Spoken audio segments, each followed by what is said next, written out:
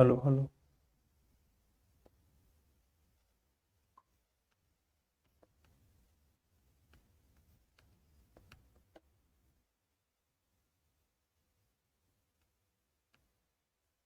Hello hello.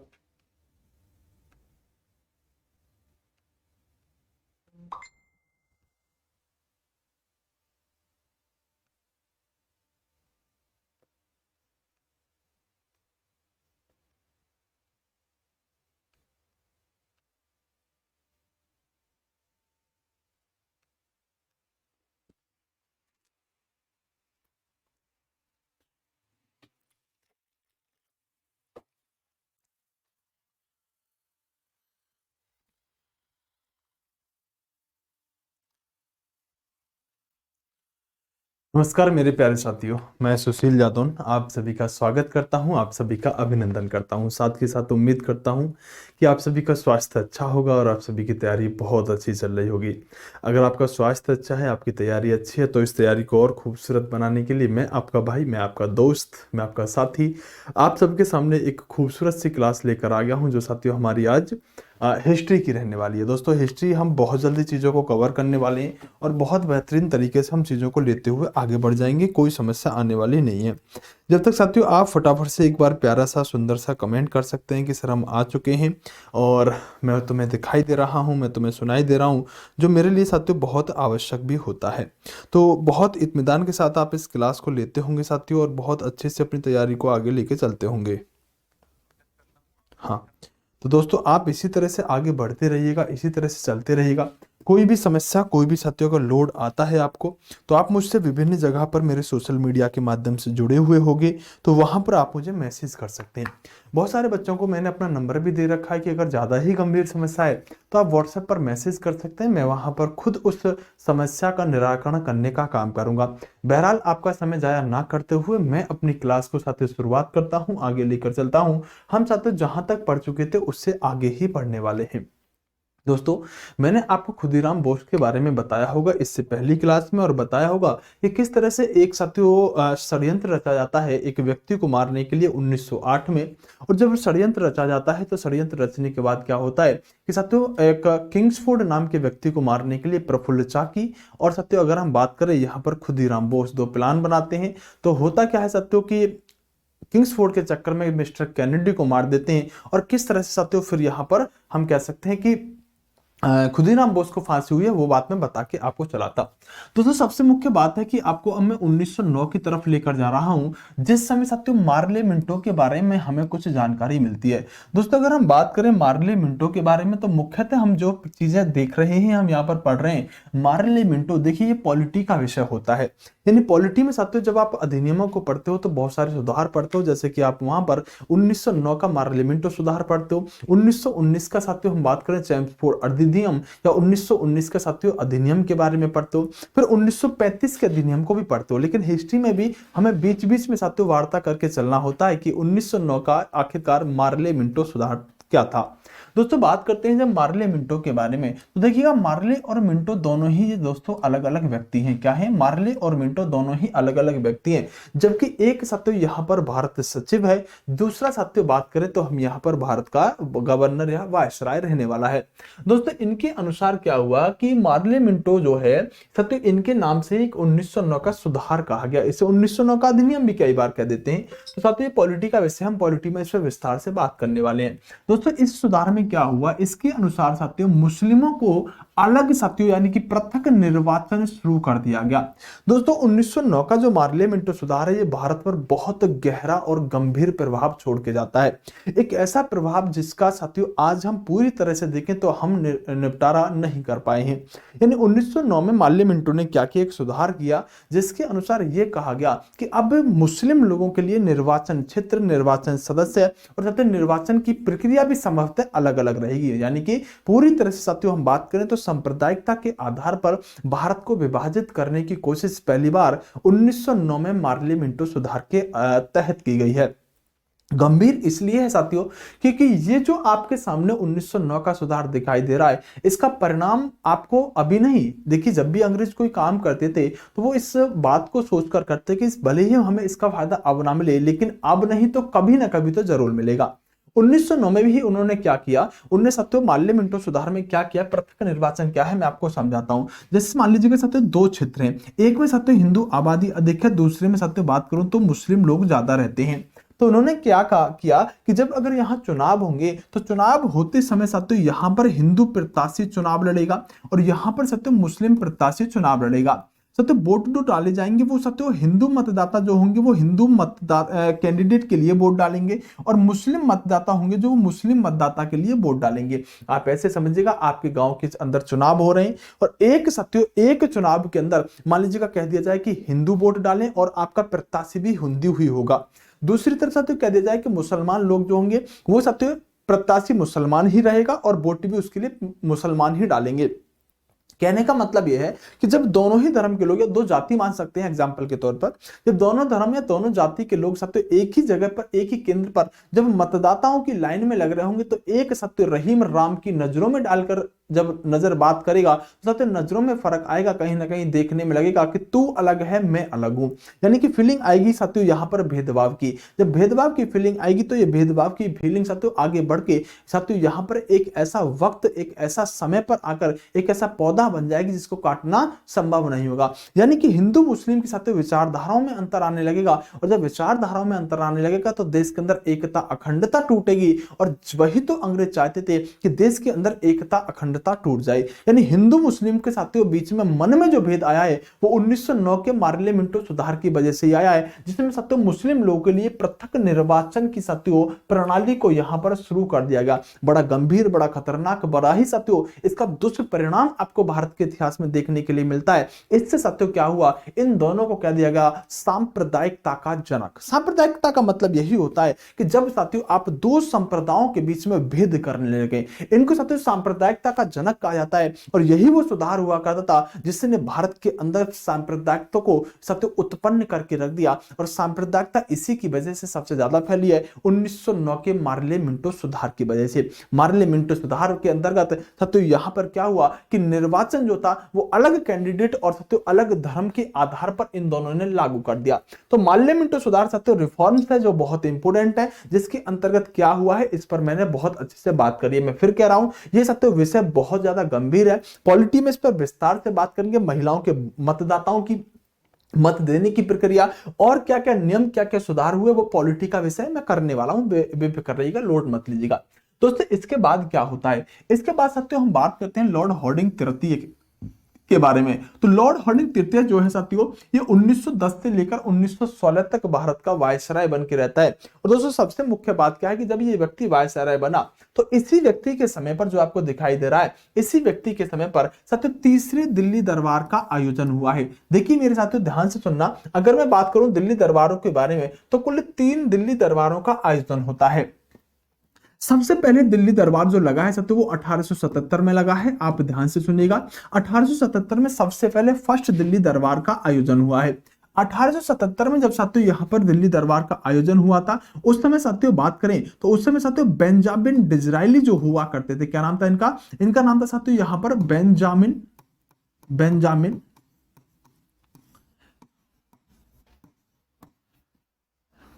Disraeli भी लिख देते हैं, डिसरायली भी लिख देते हैं, डिज़रायली। साथियों उस समय कौन है ये साथियों, अगर हम बात करें इस समय साथियों ये ब्रिटेन के पीएम है। कौन है ये, ब्रिटेन के पीएम है। और ये दिल्ली दरबार साथियों लिटन के समय में लगा है। किसके समय पर, लिटन के समय पर साथियों ये दिल्ली दरबार का आयोजन हुआ है। इसमें क्या हुआ, इसमें साथियों जो महारानी है, जो महारानी आपकी ब्रिटेन की, उसको केसर हिंद की उपाधि से नवाजा गया था। बहुत इंपॉर्टेंट होता है दोस्तों। यानी कि लिटन के समय पर साथियों बेंजामिन डिज़रायली जब पीएम है आपके ब्रिटेन के, उस समय 1877 में पहला दिल्ली दरबार का आयोजन हुआ है। जबकि दोस्तों दूसरे दिल्ली दरबार की बात करें तो दूसरा दिल्ली दरबार जो लगेगा वो आपका 1905 में लगेगा। और उस समय साथियों अगर हम ब्रिटेन के पीएम की बात करें तो इस समय ब्रिटेन के पीएम जो हुआ करते थे उनका नाम साथियों यहाँ पर आर्थर बेलफोर हुआ करता था। क्या नाम था, आर्थर साथियों बेलफोर नाम के उस समय ब्रिटेन के पीएम हुआ करते थे। और साथियों इस समय जो भारत का गवर्नर जनरल या वायसराय हुआ करता था आप जानते होंगे 1905 में, तो कौन है, बंगाल विभाजन हुआ था, कर्जन साथियों इस समय यहां पर 1905 में बंगाल का गवर्नर जनरल वायसराय हुआ करता था। तीसरा दिल्ली दरबार जो लगा है साथियों वो अब 1911 में लगा है। और 1911 का जो दिल्ली दरबार है उस समय साथियों बात करें हुआ क्या है, 1911 का दिल्ली दरबार साथियों, आप इतना ध्यान रखिएगा, आपको ब्रिटेन के पीएम से मतलब नहीं है, लेकिन साथियों होर्डिंग के समय पर साथियों दिल्ली दरबार लगा है। और साथियों इसी को हम कह सकते हैं, ये दरअसल कलकत्ता के अंदर लगा है। देखिए आप इस बात को समझने की कोशिश कीजिएगा कि दिल्ली दरबार जरूरी नहीं है कि दिल्ली दरबार जो है वो दिल्ली में ही लगाओ। दरअसल दिल्ली दरबार का आयोजन होर्डिंग के समय पर हुआ तो कलकत्ता के अंदर है, लेकिन बाद में साथियों यहां पर रानी मेरी, अभी हम बात करेंगे रानी मेरी और जॉर्ज फिफ्थ, बाद में साथियों दिल्ली के अंदर भी आए हैं। लेकिन दो तीन दिल्ली दरबार आपको याद रखने होंगे, एक पर तो हम अभी बात करने ही वाले हैं, दो आपको याद रखने होंगे, 1905 वाला और 1877 वाला। साथियों दो दिल्ली दरबार इस 1911 के दिल्ली दरबार से पहले भी लग चुके थे। बच्चा हमेशा साथियों इसी दिल्ली दरबार को पढ़ता है कि 1911 में दिल्ली दरबार लगा, लेकिन 1911 का दिल्ली दरबार साथियों कलकत्ता के अंदर लगा है, जो आपको अभी हम पढ़ाने वाले हैं। तो ये साथियों दो दिल्ली दरबार ध्यान रखिएगा। जबकि बात करें साथियों 1905 वाला दिल्ली दरबार जो था, इसमें बहुत सारा पैसा बहा था। इसमें साथियों पहले वाले में हम बात करें तो केसर हिंद की उपाधि साथियों, तो बात करें 1877 वाला, 1877 वाला जो है इसमें सबसे ज्यादा साथियों पैसा खर्च हुआ था। सबसे ज्यादा आपका पैसा जो खर्च हुआ है किसमें हुआ है, तो सबसे ज्यादा पैसा जो खर्च हुआ है साथियों इसी में हुआ है। पहले वाले में साथियों बात करें तो 1877 वाले में। यानी कि साथियों एक बात और भी है इसके अंदर, सबसे ज्यादा पैसा खर्च हुआ है। और दोस्तों अगर हम बात करें 1911 का जो दिल्ली दरबार है, इसमें साथियों गेटवे ऑफ इंडिया, क्या गेटवे ऑफ इंडिया कहां पर है, तो आप कहेंगे गेटवे ऑफ इंडिया सर ये मुंबई के अंदर है। तो गेटवे ऑफ इंडिया की साथियों नींव जो रखी गई है वो आपके इसी दिल्ली दरबार के अंतर्गत रखी गई है। बताया जाता है कि साथियों पैसा सबसे ज्यादा 1877 बारे में इतना पैसा लगाया था।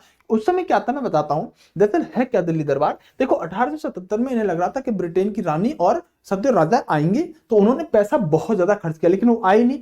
1905 में फिर लगा ये आएंगे, तो फिर पैसा बहाया, लेकिन ये नहीं आए। लेकिन 1877 वाले में सबसे ज्यादा पैसा खर्च किया गया था, ब्रिटेन के लोगों ने भारत का ही पैसा खर्च किया था। 1911 के दिल्ली दरबार में साथियों रानी मेरी और जॉर्ज फिफ्थ भारत में पधारे। बहरहाल अभी हम इसे पढ़ने वाले हैं, आप मेरे साथ बने रहिएगा। मैंने कहा साथियों आपसे, मैंने सिर्फ इतनी सी बात कही कि जो तीन दिल्ली दरबार लगे हैं उनमें से साथियों देखें तो हम यहां पर ये नोट कर लीजिएगा, जो भी बच्चा नोट्स बना रहा है वो जरूर लिखो, नोट करके चलिएगा तीनों दिल्ली दरबारों को। दोस्तों अगर हम बात करते हैं तो यहां पर सबसे मुख्य बात क्या है कि जब दिल्ली दरबारों का आयोजन हुआ तो तीसरे दिल्ली दरबार को इसलिए महत्वपूर्ण रूप से पढ़ा जाता है क्योंकि तीसरा दिल्ली दरबार जो है इसमें साथियों रानी और राजा दोनों ही भारत के अंदर आए हैं, और भारत के अंदर आके साथियों उन्होंने कुछ डिसीजन, कुछ साथियों निर्णय लिए हैं, उन पर हमें बात करनी होती है, आइएगा जरा बात कर लेते हैं क्या रहा है साथियों पूरा का पूरा मुद्दा। देखिए मैंने आपसे कहा कि रानी मेरी साथियों 1911 में दिल्ली दरबार लगा और तीसरा दिल्ली दरबार ये माना जाता है। दो दिल्ली दरबार कब लगे मैंने बात कर ली है। इस समय साथियों जॉर्ज फिफ्थ जो हुआ करते थे, देखिए आप इन्हें जॉर्ज फिफ्थ भी कह सकते हैं, इन्हें आप जॉर्ज पंचम भी कह सकते हैं।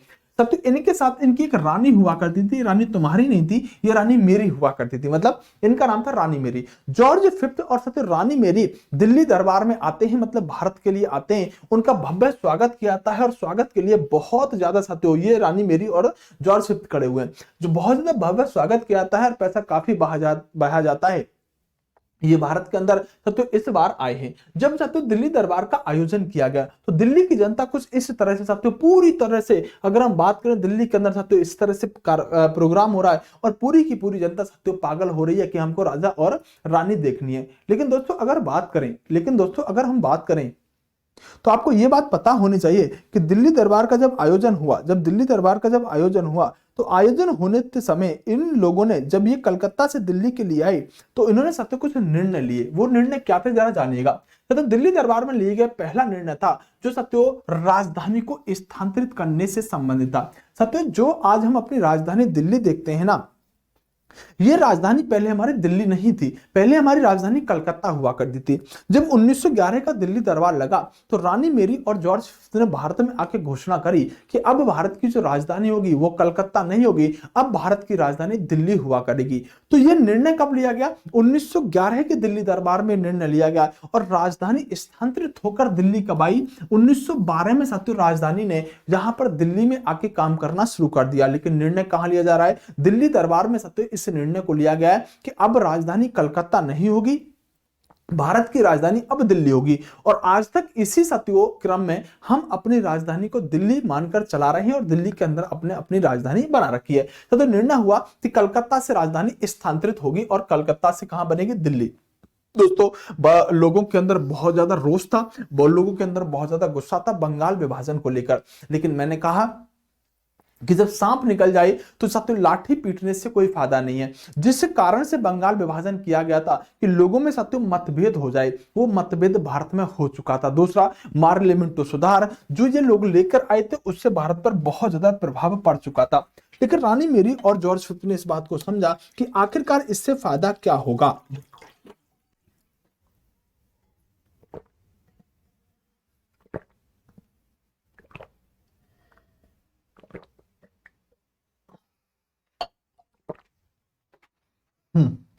सॉरी साथियों, रानी मेरी और जॉर्ज फिफ्थ ने इस बात को समझा कि 1905 में जो बंगाल विभाजन किया है उससे फायदा क्या होगा। इसलिए सबसे रानी मेरी और जॉर्ज फिफ्थ ने इस बंगाल विभाजन को दिल्ली दरबार में ही रद्द कर दिया। साथियों बंगाल विभाजन हुआ कब था, तो आप कहेंगे बंगाल विभाजन 1905 में हुआ था। बंगाल विभाजन रद्द कब हुआ, बंगाल विभाजन साथियों 1911 के दिल्ली दरबार में बंगाल विभाजन साथियों रद्द हुआ है। प्रश्न आपसे पूछा जाएगा। बहुत सारे काम इससे साथियों दिल्ली दरबार के अंदर हुए थे। लेकिन आप एक बात जानते होंगे कि साथियों पैसा बहुत बहाया जा रहा है। पैसा किसका है, भारतीयों का। जो समझदार भारतीय थे उनको साथियों ये बात बहुत बेकार लग रही थी कि आखिरकार पैसा हमारा बहाया जा रहा है स्वागत में, किसके में, अंग्रेजों के रानी और राजा के लिए, तो हम ये सम्मान क्यों देखें। दोस्तों हुआ क्या करता था उस समय, हम बात करें तो एक व्यक्ति हुआ करते थे, नाम था इनका रास बिहारी। क्या नाम था, रास बिहारी। रास बिहारी ने क्या किया साथियों कि लॉर्ड होर्डिंग यही दिल्ली में जो चांदनी चौक पड़ता है वहां से अपने हाथी पर बैठकर जा रहा था राजा और रानी के स्वागत के लिए कि हम स्वागत करते हैं, वेलकम करते हैं। हुआ क्या साथियों, यहां पर रास बिहारी ने एक बम बनाया और बम बना के होर्डिंग के ऊपर फेंकना चाहा कि आखिरकार होर्डिंग का ही मैं काम तमाम कर देता हूं, इसका झंझट ही खत्म करता हूं। इतना पैसा पानी की तरह बहा रहा है। मुंबई से लेकर साथियों अगर हम बात करें उस वाले दिल्ली दरबार, मुंबई से लेकर दिल्ली तक रेड कॉर्पेट इनके स्वागत में बसवा दी गई थी। सोचो क्या भव्य स्वागत हो रहा होगा। यानी कि रास बिहारी ने साथियों इस लॉर्ड होर्डिंग के हाथी पर, किसके, चांदनी चौक में साथियों बम फेंका। और बम किस पर फेंका है साथियों, बम यहां पर लॉर्ड होर्डिंग जो है आपका लॉर्ड होर्डिंग तृतीय है, इसके हाथी पर फेंका। फेंका तो इसी पर था, लेकिन अब साथियों बम इसके ना लग के हाथी पर गिरा। महावत जो होता है वो मारा जाता है और लॉर्ड होर्डिंग साथियों इस बम फेंकने के बाद भी अपनी रानी के साथ सुरक्षित बच जाता है। यानी बम सही जगह पर नहीं लगा। लेकिन चांदनी चौक में किसने बम कांड किया, चांदनी चौक में किस वायसराय पर बम फेंका और किसने फेंका, ये बात आपसे साथियों कई परीक्षाओं के अंदर पूछी जा चुकी है। इसलिए साथियों आपको तैयार रहना होगा। बहरहाल दिल्ली दरबार का आयोजन हो चुका है, बहुत सारे निर्णय लिए जा चुके हैं।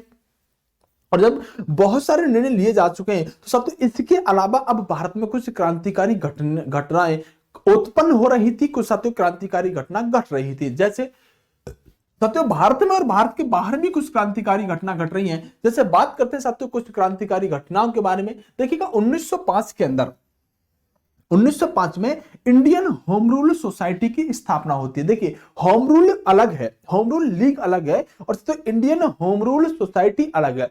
इसकी स्थापना साथियों 1905 में हो रही है। मैं होम रूल लीग जब पढ़ाऊंगा आपको 1916 में उसकी स्थापना हो रही होगी।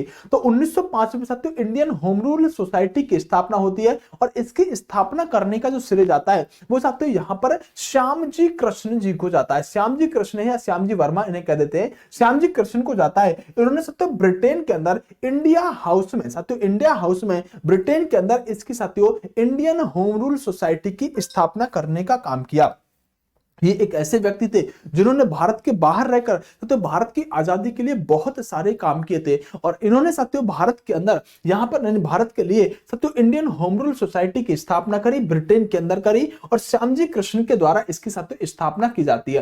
दोस्तों अगर हम बात करें एक महिला जिन्हें साथियों आप मैडम भीकाजी कामा के नाम से जानते हो, किसके नाम से, मैडम भीकाजी कामा के नाम से जानते हो। 1907 के अंदर इन्होंने क्या किया, स्टुअर्ट गार्ड पड़ता है जर्मनी में, स्टुअर्ट गार्ड के अंदर साथियों इन्होंने विदेश की भूमि पर झंडा फहराने का काम किया। पहली बार विदेश की भूमि पर झंडा किसने फहराया, तो मैडम भीकाजी कामा ने साथियों स्टुअर्टगार्ड जर्मनी में पहली बार विदेश की भूमि पर तिरंगा झंडा फहराने का काम किया है। और साथियों इनको भारतीय क्रांति की मां कहा जाता है। ये विदेश के बाहर यानी कि हमारे देश के बाहर विदेश में अपनी क्रांतिकारी घटनाओं को अंजाम देने वाले कुछ ऐसे व्यक्ति हुआ करते थे जिनसे साथियों भारत के अंदर, बल्कि साथियों हम बात करें विदेशों में भी भारत गुलाम है, उसे आजाद करना होगा, इस बात का डंका बजाया जा रहा था। भारतीय क्रांति की साथियों मां किसे कहा जाता है? तो मैडम भीकाजी कामा को कहा जाता है, जिन्होंने 1907 में स्टुटगार्ट जर्मनी में झंडा फहराने का काम किया था, विदेश की भूमि पर झंडा फहराने का काम किया था। ये साथियों आपकी रहने वाली है मैडम भीकाजी कामा। अगर बात करते हैं साथियों आगे, तो यहां पर क्या हुआ, 1909 का समय हुआ करता था। 1909 के ही समय में और भी कुछ घटना हुई है, ये भी साथियों विदेश के अंदर ही घटना हुई है। एक व्यक्ति हुआ करते थे, नाम था मदन लाल धिंगरा। क्या नाम था? मदन लाल साथियों धिंगरा इनका नाम हुआ करता था। अगर बात करें घर से साथियों काफी नॉन सपोर्टेड थे, यानी कि पब्लिक के अंदर साथियों बहुत ज्यादा महत्वाकांक्षी व्यक्ति थे, बहुत मदद करना चाहते थे, लेकिन इनका परिवार इन्हें कभी सपोर्ट नहीं करता था। परिवार साथियों इनको अपने सारी चीजों से साथियों क्या कर देता, मुक्त कर देता कि हमारा तुमसे कोई मतलब नहीं है। ये साथियों बाहर रहकर पढ़ाई कर रहे थे, जब बाहर रहकर पढ़ाई कर रहे थे तो इनका साथियों इनका सामना होता है यहां पर कर्नल वायली से। अगर हम बात करें से कर्नल वायली के बारे में, तो इसको कहा जाता है यहां पर विलियम हटकर्जन वायली। क्या कहा जाता है? हटकर्जन वायली।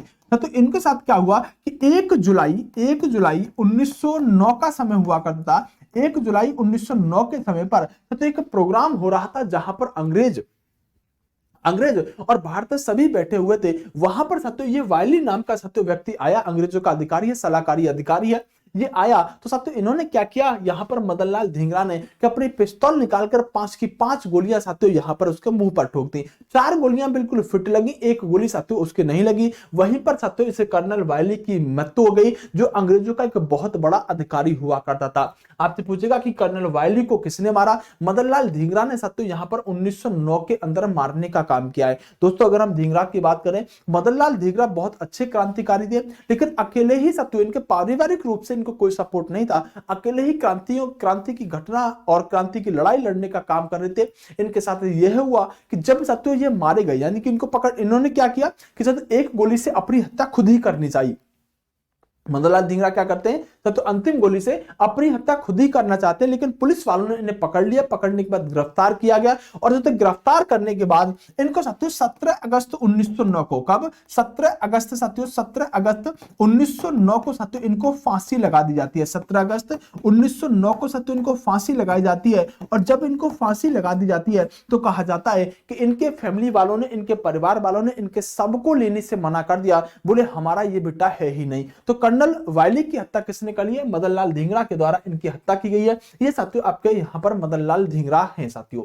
दोस्तों आगे बात करते हैं, तो देखिएगा 1913 की घटना है। सोहन सिंह भाकरा नाम के व्यक्ति ने साथियों गदर पार्टी की स्थापना कर दी, और सैन फ्रांसिस्को यानी कि अमेरिका के अंदर साथियों गदर पार्टी की स्थापना हुई है। बहुत इंपॉर्टेंट तरीके से इस क्वेश्चन को आपसे पूछा जाता है। तो सोहन सिंह भाकरा के द्वारा तो गदर पार्टी की स्थापना की जाती है, जो अपने आप में एक बहुत बेहतरीन क्वेश्चन होता है।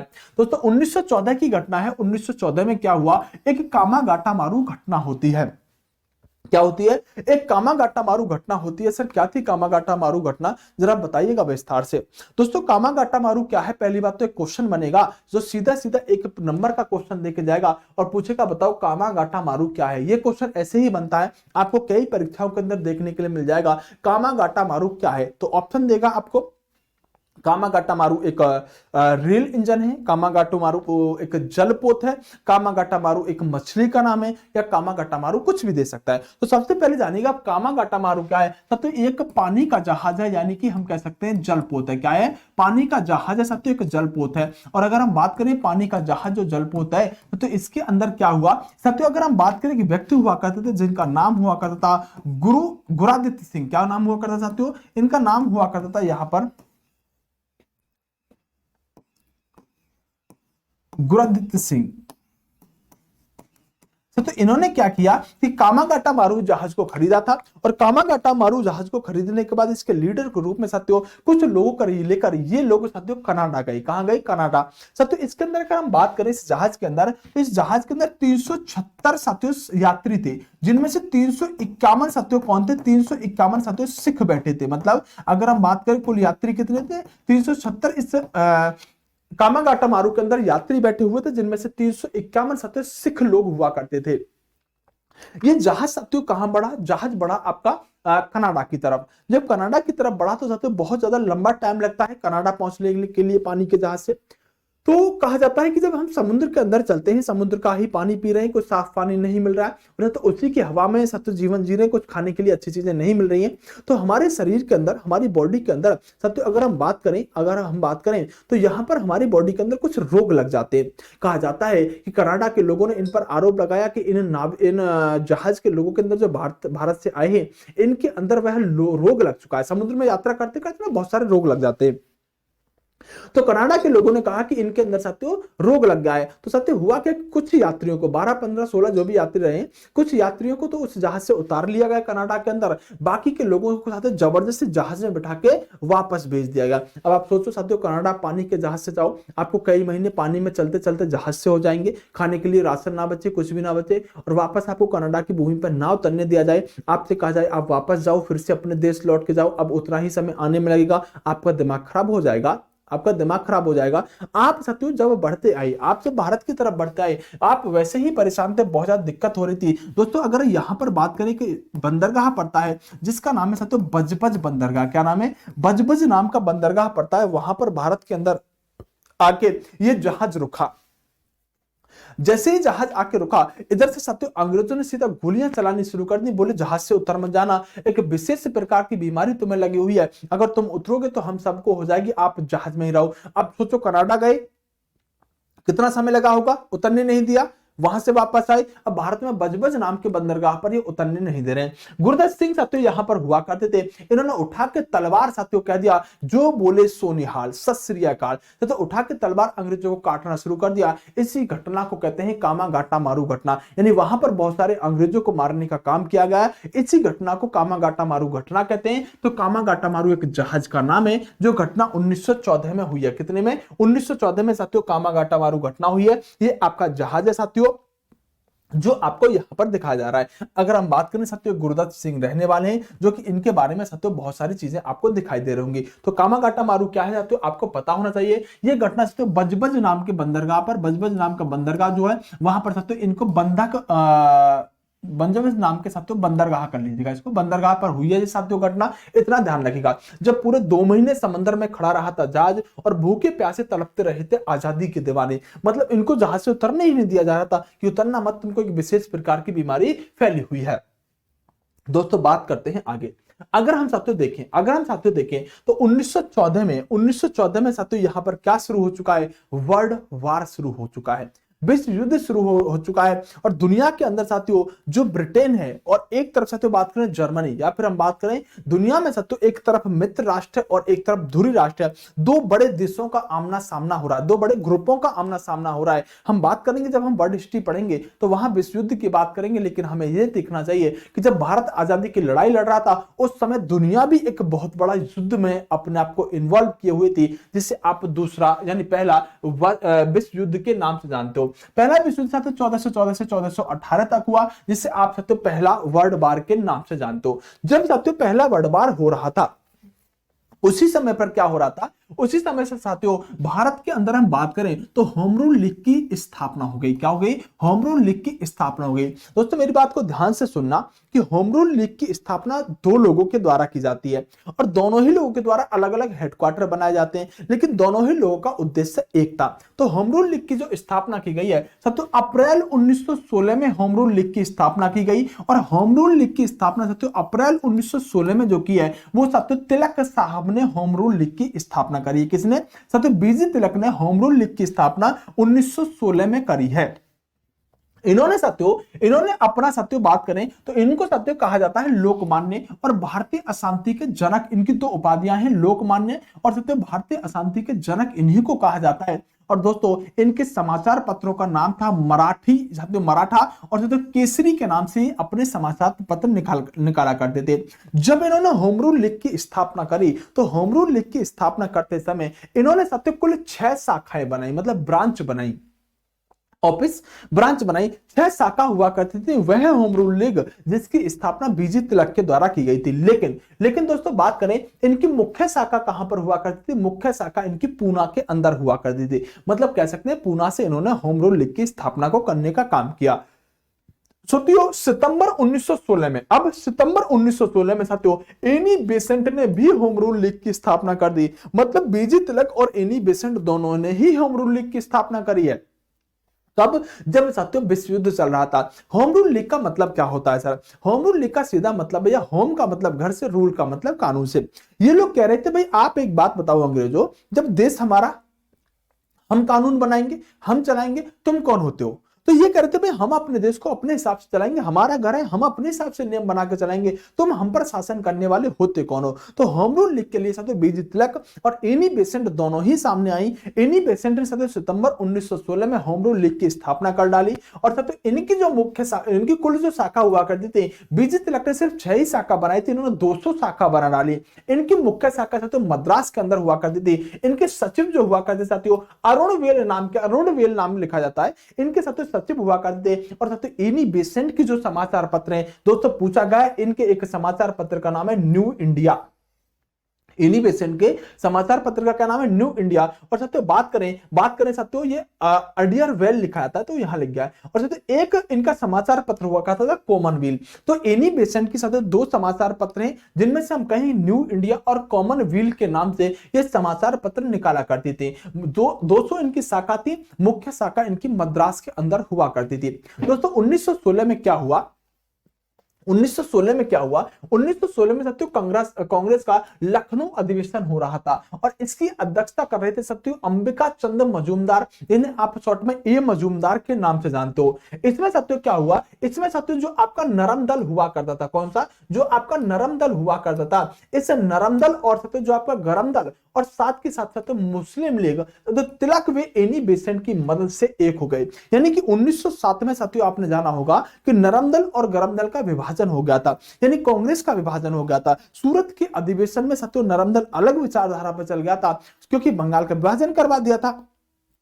गरम दल अलग विचारधारा पर चल गया था कि हमें क्या चाहिए, हमें साथियों तुमसे अलग चाहिए, हम अपने हिसाब से देश को आजाद कराएंगे। लेकिन 1916 में एनी बेसेंट साथियों तिलक के विचारों से साथियों उनसे प्रभावित होकर, उनकी मेहनत करने की वजह से, उनके सहयोग से और साथियों उनके विशेष साथियों योगदान से फिर से एक बार दोनों गरम दल और नरम दल 1916 में फिर से एक बार लखनऊ के अंदर साथियों एक होते हैं। कहां पर? लखनऊ के अंदर एक होते हैं। लेकिन दोस्तों इसी बीच में महोदय की एंट्री, इसी बीच में महोदय की एंट्री, मतलब आप जानते हैं कि सबको आती नहीं और इनको जाती नहीं। नाम है मोहनदास करमचंद गांधी, इन्हें आप एम के गांधी के नाम से भी जानते हैं।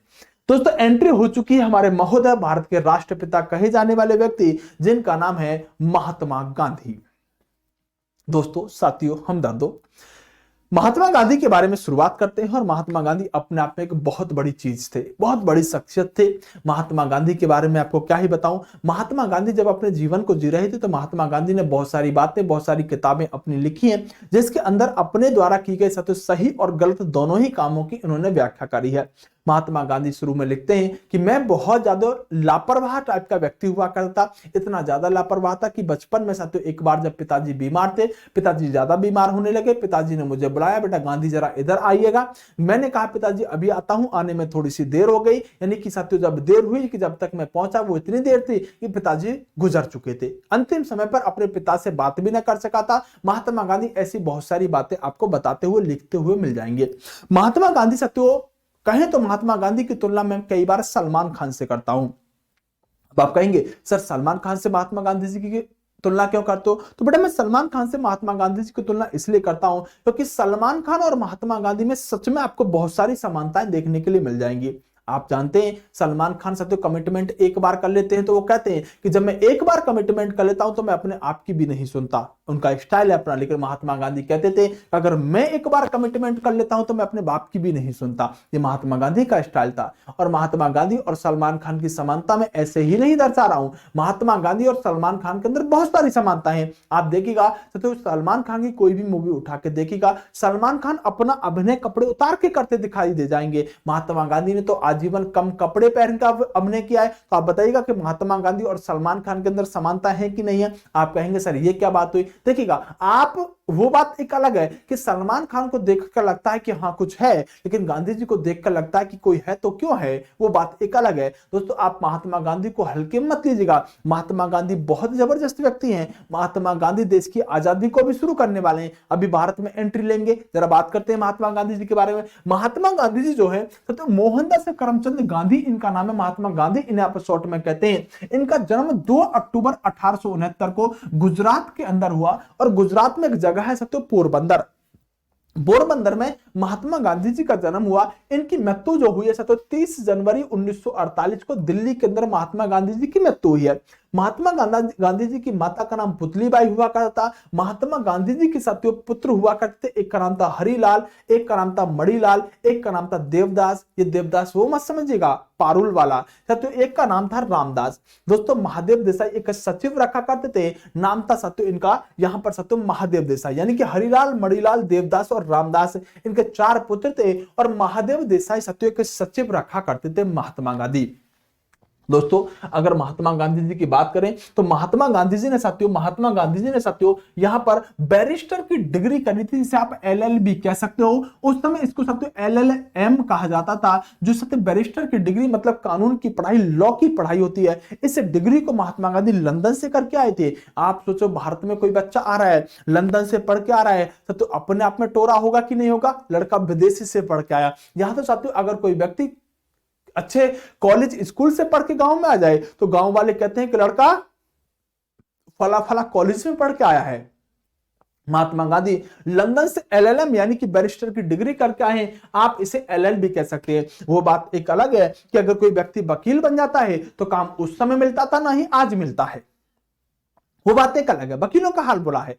अब जो वकील इस वीडियो को देख रहे होंगे वो बेटा धैर्य रखिएगा, परेशान मत होइएगा। ये बात किसी को पता नहीं है, सिर्फ ये बात तो तुमको ही पता है। बहरहाल साथियों महात्मा गांधी वकील बन के भारत आए।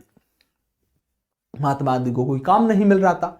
एक काम ऐसा मिला कि इसके लिए विदेश जाना पड़ेगा। तो 1893 का समय हुआ करता था। तो एक व्यापारी टाइप के व्यक्ति हैं महोदय, जिनका नाम है साथियों सेठ अब्दुल्ला। ये गुजरात के एक व्यापारी हैं। सेठ अब्दुल्ला का साथियों एक केस आया, बिजनेस का, फैक्ट्री पोल्ट्री का कोई मैटर था। सेठ अब्दुल्ला ने साथियों यहां पर महात्मा गांधी जी से कहा कि आप हमारे केस को हैंडल कीजिएगा, आपको केस लड़ने के लिए अफ्रीका जाना पड़ेगा। महात्मा गांधी ने कहा हम जाएंगे।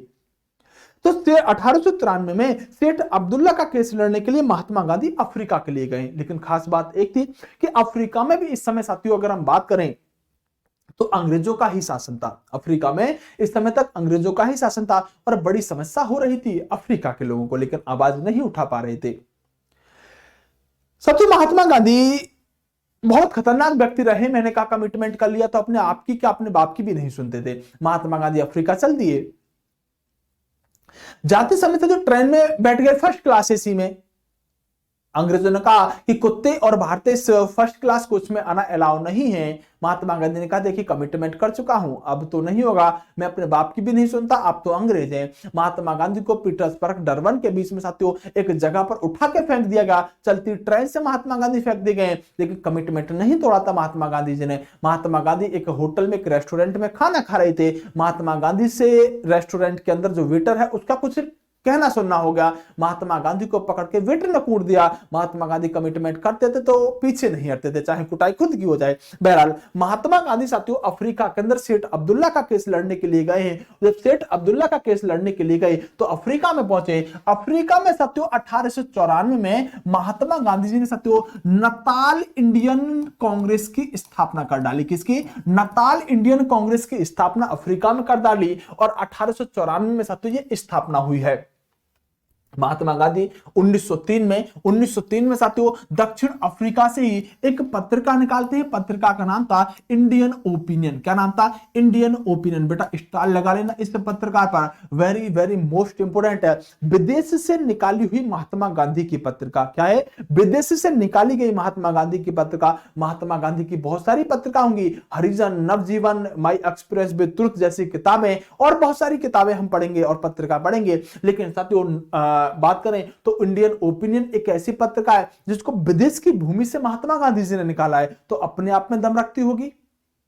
महात्मा गांधी इसमें लिखते हैं कि आंख के बदले आंख एक दिन पूरे विश्व को अंधा बना देगी। महात्मा गांधी ऐसी ऐसी बातें अपनी किताबों के अंदर लिखने का काम करते हैं। बहरहाल आप ये सब बात जानते होंगे, लेकिन विदेश से निकाली हुई महात्मा गांधी की पत्रिका बहुत पूछी जाती है, इंपोर्टेंट इंडियन ओपिनियन। अब भाई इंडिया के बारे में लिख रहे हैं तो विदेश से बैठ के तो ओपिनियन देंगे, इंडियन ओपिनियन सत्य पत्रिका का नाम हो गया। दोस्तों आपको मैं बताना चाहता हूं कि महात्मा गांधी जब अफ्रीका के अंदर गए तो अफ्रीका के अंदर महात्मा गांधी ने देखा कि स्वागत तो अंग्रेजों ने रास्ते में ही कर दिया था, तो जलन तो होगी महात्मा गांधी को थोड़ा। महात्मा गांधी अफ्रीका के अंदर साथियों अपने टैलेंट को आजमाते हैं। गए थे केस लड़ने के लिए, समस्या बहुत ज्यादा देखी अफ्रीका में। महात्मा गांधी को लगा कि चलो आवाज उठाते हैं। महात्मा गांधी ने देखा कि आवाज को उठाते, महात्मा गांधी अपना जीवन जी रहे थे अभी तक। महात्मा गांधी ने देखा कि एक जुलूस निकालने वाले साथियों अंग्रेज मुर्दाबाद, ब्रिटिश सरकार मुर्दाबाद करते हुए जा रहे हैं।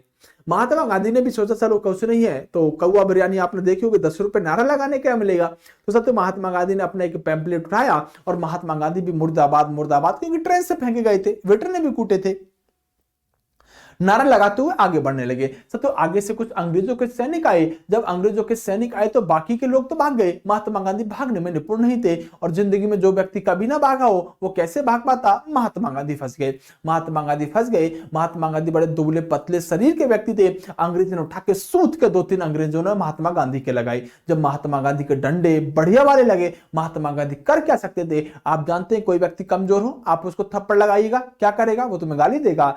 कमजोर व्यक्ति गाली ही दे सकता है, आप वही सत्य अपने से दुगनी ताकत के किसी को थप्पड़ लगाइएगा, उठा के तुमको पटक देगा। महात्मा गांधी अंग्रेजों के उस सैनिक के सामने दुबले थे। महात्मा गांधी को लगा क्या करूं, अगर कुछ करूंगा तो ज्यादा पिटूंगा। महात्मा गांधी ने पड़ा हुआ पैम्पलेट उठाया, दांती भीस के एक बार जल्दी से उसकी तरफ देख के फाड़ दिया। उसको लगा मेरी बेइज्जती हो गई। अंग्रेजों ने उठा के फिर से मारा महात्मा गांधी को। महात्मा गांधी फिर से नहीं रहे। महात्मा गांधी दूसरा पैम्पलेट उठाया, फिर से दांती भीस के फाड़ा। बोले मैं फाड़ता रहूंगा, तुम मेरे को मारते रहो। अंग्रेजों की ये प्रक्रिया बहुत देर तक चलती रही। अंग्रेज गांधी जी को मारते थे, गांधी जी पे उठा के पैम्पलेट फाड़ते थे, तो होता क्या था, गांधी जी की कुटाई होती थी।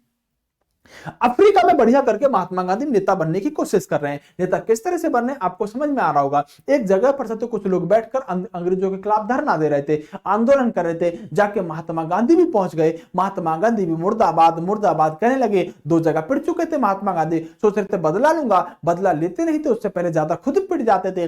सत्य उस जगह पर बैठे, फिर से लोग आए, इकट्ठा हुए वहां पर। जब लोग आए, मुर्दाबाद के नारे लगने लगे, लोग इकट्ठा हो रहे थे, तभी अंग्रेजों की गाड़ी आ गई। गाड़ी देखते साथ बाकी के लोग भाग गए। महात्मा गांधी इस बार भी नहीं भाग पाए। महात्मा गांधी जी को अंग्रेजों ने फिर से पकड़ लिया। पहचाना वही व्यक्ति है, महात्मा गांधी को लगाने शुरू करे। जब महात्मा गांधी जी को लगाने शुरू करे, महात्मा गांधी इस बार जोर जोर से चिल्लाने लगे, पैम्पलेट नहीं पा रहा। देखो लोगों, आप देख लो, देख इतना दुबला पतला व्यक्ति हूं, शरीर में जान नहीं है, रोटी 3 दिन से नहीं खाई है, और तुम सबके लिए बैठ के लड़ रहा था, तुम सबकी आवाज उठा रहा था। दुबले पतले व्यक्ति को पता नहीं किस डंडे से मेरी मौत हो जाए। दुबले पतले व्यक्ति को देखो अंग्रेज किस तरह से मार रहे हैं।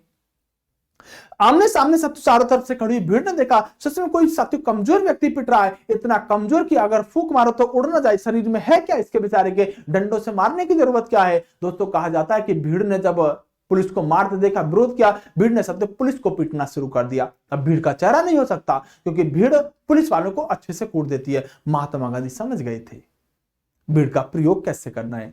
अब महात्मा गांधी जब भी कोई मैटर होता था, महात्मा गांधी दौड़ के पहुंचते थे, बैठते थे, सब भागते थे, महात्मा गांधी नहीं भागते थे। पुलिस आती थी, महात्मा गांधी को पीटती थी, महात्मा गांधी जोर जोर से चिल्लाने लगते थे, देखो तुम सबके लिए आवाज उठा रहा था, मेरा तो इस देश में है क्या, मैं तो तुम्हें सबके लिए आया था, तुम्हारे लिए सड़क पे खड़े होकर पिट रहा हूं, कितना दुबला पतला व्यक्ति हूं, अंग्रेज देखो मुझे कैसे मार रहे हैं, मैं तुम सबके लिए आवाज उठा रहा था। भीड़ साथ उठती थी, उस अंग्रेज को पीटना शुरू कर देती थी। अब महात्मा गांधी नेता बन रहे थे। प्रक्रिया आगे चलने लगी। जब भी कोई साथियों आंदोलन होता था, महात्मा गांधी पहुंचते थे, पहुंचने के साथ पुलिस आती थी, भीड़ भागती थी, महात्मा गांधी रुकते थे। महात्मा गांधी को देखकर पुलिस वाले महात्मा गांधी की तरफ बढ़ते थे, भीड़ पुलिस की तरफ बढ़ती थी। महात्मा गांधी भीड़ का प्रयोग करना सीख चुके थे। अफ्रीका के अंदर साथियों की प्रथा हुआ करती थी, जैसे मजदूर होते हैं तो मजदूरों से अंग्रेज बहुत ज्यादा काम कराया करते थे, पैसे भी ज्यादा दिया नहीं करते थे। तो वहां के मजदूरों के लिए महात्मा गांधी जी ने एक आंदोलन किया। इस आंदोलन को साथियों गिरमिटिया आंदोलन कहते हैं। क्या कहते हैं? इस आंदोलन को गिरमिटिया आंदोलन कहते हैं। तो गिरमिटिया जो आंदोलन है साथियों, ये गिरमिटिया आंदोलन महात्मा गांधी जी ने अफ्रीका में चलाया है। और किसके लिए चलाया है साथियों? अगर हम बात करें तो मजदूरों के लिए चलाया गया आंदोलन है गिरमिटिया आंदोलन। इसे आप कहते हैं महात्मा गांधी जी के द्वारा चलाया गया है। बहरहाल दोस्तों, बात करें महात्मा गांधी में क्वेश्चन आपसे पूछना चाहता हूं कि महात्मा गांधी पहली बार किस कांग्रेस के अधिवेशन में शामिल हुए? कोई इस बात का जवाब मुझे बता पाएगा? महात्मा गांधी पहली बार कांग्रेस के किस अधिवेशन में शामिल हुए? चलिए मैं आपको ऑप्शन देता हूं, आपके लिए थोड़ा सा आसान कर देता हूं। क्वेश्चन क्या है, क्वेश्चन समझ जाएगा। क्वेश्चन है कि महात्मा गांधी जी कांग्रेस के किस अधिवेशन में पहली बार शामिल हुए? लेकिन उससे पहले एक बात जान लो। बात यह है साथियों, चलेगा आप बताइएगा, अब मैं अपने हिसाब से शटल कर लूंगा। दोस्तों, महात्मा गांधी पहली बार किस कांग्रेस के अधिवेशन में शामिल हुए? पहला आंसर है साथियों आपका 1924, दूसरा ऑप्शन है साथियों यहां पर 1901, तीसरा ऑप्शन है 1917 और चौथा ऑप्शन है साथियों 1915। महात्मा गांधी पहली बार किस कांग्रेस के अधिवेशन में शामिल हुए हैं? क्योंकि मैं आपको बताना चाहता हूं कि महात्मा गांधी जो भारत आए हैं वो साथियों 9 जनवरी 1915 को महात्मा गांधी अफ्रीका से वापस लौटे हैं। तो पहली बात तो आप जानते हैं कि 1893 में केस लड़ने के लिए गए थे और साथियों 1915 में महात्मा गांधी भारत आए, तो कितने साल में लौट के आए ही क्वेश्चन आपसे पूछा गया है।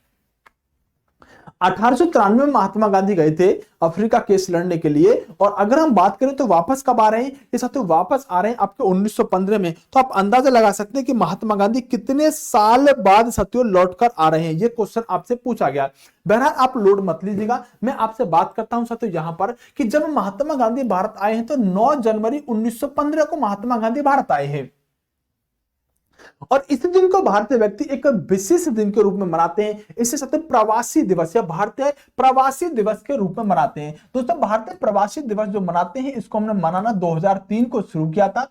सर, प्रवासी दिवस क्या होता है? तो जो भी हमारे देश के लोग बाहर रह रहे हैं, उन बाहर रह रहे लोगों को हम भारत में बुलाते हैं, सम्मानित करते हैं, उनका साथियों आदर सत्कार करते हैं। इसी को प्रवासी दिवस कह देते हैं। ये तो 9 जनवरी को मनाया जाता है क्योंकि इसी दिन महात्मा गांधी अफ्रीका से भारत आए थे। अच्छा, मैंने क्वेश्चन पूछा कि 9 जनवरी 1915 को तो महात्मा गांधी भारत आए हैं, लेकिन आपसे जो मैंने क्वेश्चन पूछा था कि महात्मा गांधी किस कांग्रेस के अधिवेशन में शामिल हुए, जरा आंसर बताना। आंसर बताना, बता पाओगे? कोई बात नहीं दोस्तों, मैं आपको बताना चाहूंगा कि इस क्वेश्चन का आंसर है 1901 कलकत्ता अधिवेशन। 1901 के कलकत्ता अधिवेशन में महात्मा गांधी पहली बार कांग्रेस के अधिवेशन में शामिल हुए हैं।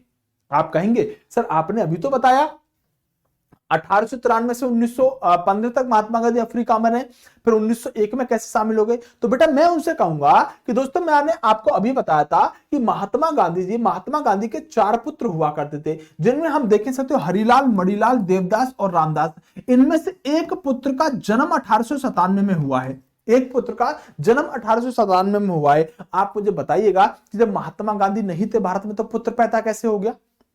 जब महात्मा गांधी 1893 में देश छोड़ के जा चुके थे तो 1897 में इनको पुत्र कैसे पैदा हो गया, जरा बताइएगा। इसका मतलब यह है साथियों कि इस प्रश्न का आंसर सही है। इस प्रश्न का आंसर क्या जाएगा? इस प्रश्न का आंसर साथियों आप कहेंगे 1901 ही जाएगा। इसका मतलब यह निकलता है कि महात्मा गांधी लगातार अफ्रीका नहीं रहते, महात्मा गांधी भारत आते जाते रहते थे, तभी तो 1901 के कलकत्ता अधिवेशन में पहली बार महात्मा गांधी शामिल हुए थे। बहरहाल मैंने आपसे कहा कि साथियों महात्मा गांधी भारत कब आए हैं? तो भारत आए हैं साथियों 1915 में, और 1901 के साथियों कांग्रेस के कलकत्ता अधिवेशन में सम्मिलित होते हैं। और इस कांग्रेस के इस अधिवेशन की अध्यक्षता दिनसा वाचा नाम के व्यक्ति कर रहे थे। कौन कर रहे थे? दिनसा वाचा नाम के साथियों व्यक्ति यहां पर इनकी कह सकते हैं अध्यक्षता इसकी कर रहे थे। अगर साथियों बात करें इसके अलावा तो महात्मा गांधी पर तो हमें बहुत ज्यादा चर्चा करनी है, लेकिन यह जरूर ध्यान रखना कि 1904 में फोनिक्स आश्रम की स्थापना महात्मा गांधी जी ने अफ्रीका में करी है। किसकी? फोनिक्स आश्रम की स्थापना महात्मा गांधी ने 1904 में अफ्रीका के अंदर साथियों इसकी स्थापना करने का काम किया है। बहरहाल महात्मा गांधी साथियों 1908 में जेल जा चुके थे। मैंने बताया था नेता ये अफ्रीका में ही बनना शुरू कर दिए थे। छोटी सी बात और बताना चाहूंगा दोस्तों, महात्मा गांधी जब बहुत अच्छा रोल वहां निभा रहे थे, भीड़ का सही प्रयोग कर रहे थे, तो इनसे वहां एक व्यक्ति मिलते हैं, नाम था गोपाल कृष्ण गोखले। गोपाल कृष्ण गोखले ने देखा टैलेंट तो अच्छा है, किस तरह से भीड़ के पर पुलिस को पिटवा देता है ये लड़का, मतलब दमदारी है। तो गोपाल कृष्ण गोखले इनसे मिले और गोपाल कृष्ण गोखले ने इनसे कहा, देखिए आपने टैलेंट तो अच्छा चुना है लेकिन जगह गलत चुन ली है। इस वक्त भारत चले जाओ, भारत में नेताओं की बहुत अच्छी वैकेंसी आने वाली है, आप अपना टैलेंट वहां दिखाना, कामयाब हो जाओगे। तो गोपाल कृष्ण गोखले के कहने पर साथियों ये महात्मा गांधी भारत आए हैं और गोपाल कृष्ण गोखले को इन्होंने अपना राजनीतिक गुरु मान लिया है। आपसे क्वेश्चन बनता है, कौन व्यक्ति महात्मा गांधी से क्रांतिकारी अफ्रीका में मिला था? गोपाल कृष्ण गोखले मिले थे, उन्होंने ही गांधी जी को भारत आने के लिए बोला था कि आप भारत जाके इस टैलेंट को दिखाओ। बहरहाल साथियों वहां महात्मा गांधी टैलेंट बहुत दिखा चुके थे, इतना दिखा चुके थे कि एक दो बार तो पुलिस वालों ने पकड़ के जेल में भी डाल दिया था। साथियों महात्मा गांधी 1908 में पहली बार दक्षिण अफ्रीका के अंदर जेल की हवा खा चुके थे, तो डरते नहीं थे, नेता बने हुए अफ्रीका से आए थे। बहुत सारी बात करेंगे महात्मा गांधी जी के बारे में। मैंने आपको बताया कि महात्मा गांधी जी अफ्रीका में गोपाल कृष्ण गोखले से मिलते हैं। किससे? गोपाल कृष्ण गोखले से मिलते हैं और गोपाल कृष्ण गोखले को अपना राजनीतिक गुरु चुनते हैं। क्या? राजनीतिक गुरु बना लेते हैं। कौन? गोपाल कृष्ण गोखले को महात्मा गांधी। चलो दोस्तों इससे आगे हमें भी बहुत बात करनी है। महात्मा गांधी अपने आप में अब टॉपिक शुरू हो चुका है और मुझे लगता है कि क्लास में ज्यादा बड़ी नहीं ले पाऊंगा, इसलिए अभी इस क्लास को यहीं खत्म करते हैं। और आप सबकी जो पीडीएफ वगैरह की समस्या है, पीडीएफ में भी डलवा दूंगा, सब तो एक दो दिन में आपकी पीडीएफ डल जाएंगी, तो परेशान होने वाली, लोड लेने वाली कोई ज्यादा बात नहीं है। आप धैर्य के साथ पढ़ते रहिएगा, अच्छे से तैयार करते रहिएगा, हम बहुत जल्दी चीजों को कवर कर लेंगे। ओके साथियों, बेस्ट ऑफ लक, नमस्कार, जय हिंद। मैं मिलूंगा आपसे अगली क्लास में। कोई भी समस्या हो, कोई भी क्वेरी हो तो आप मुझ तक पहुंचा सकते हैं। वैसे हम चीजों को अपनी को कवर करके चलेंगे, बहुत अच्छे से कवर करके चलेंगे और बहुत अच्छे से पढ़ के चलेंगे।